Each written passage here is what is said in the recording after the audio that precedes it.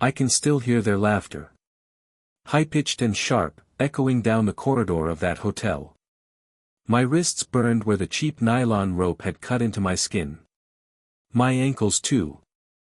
They tied me to the bed like it was some kind of joke. My wallet was gone, my passport was gone, my phone was gone. And as they slammed the door, my wife, leaned back in, smirking. "Good luck, babe," she said. Then they were gone. 900 meters from home. No money, no ID, no friends in the city. Just a cold air vent humming above my head and the sound of a car engine fading into the distance. We'd been married 4 years. I thought we were solid. We'd laughed together, built a life together. I trusted her enough to believe her sisters were just eccentric. They pulled jokes that went too far, but she always defended them. "They're just having fun. Lighten up," she'd say.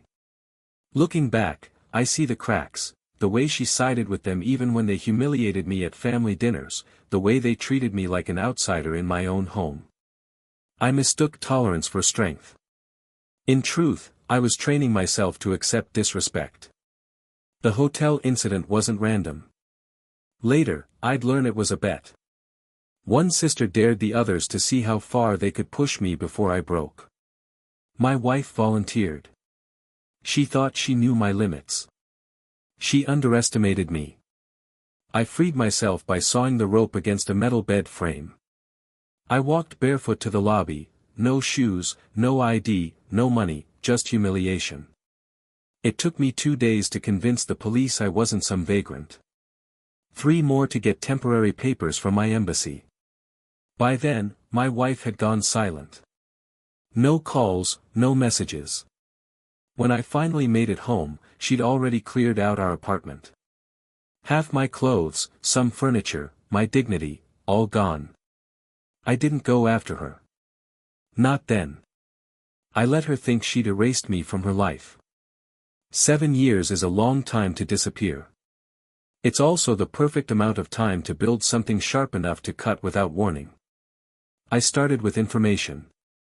Quietly, anonymously, I followed her life from a distance. She remarried a man named Curtis, a real estate developer. I learned his businesses, his debts, his weaknesses.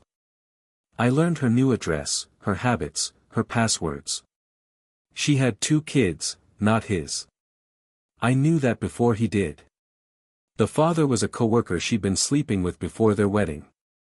I kept evidence, dates, photos, bank transfers. I built a portfolio not of stocks, but of leverage. Every year I added to it. Every year my patience grew colder, sharper. When the moment came, it wasn't loud.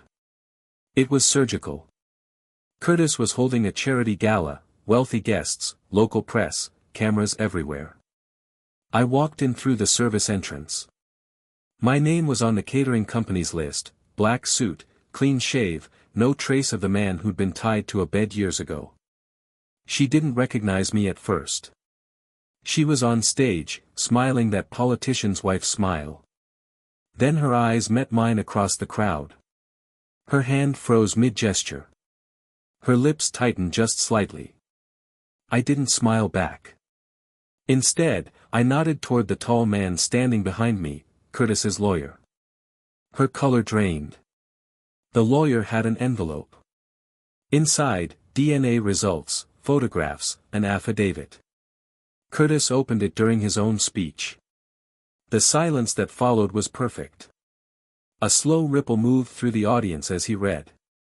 Then he looked at her, not with anger, not yet, just calculation, the kind that ends marriages and drains bank accounts overnight. But that was only the first cut. While she tried to control Curtis's fury, her sisters were receiving packages at home. Each box contained a copy of the police report from the hotel incident, filed retroactively under my name, with attached witness statements from the hotel staff.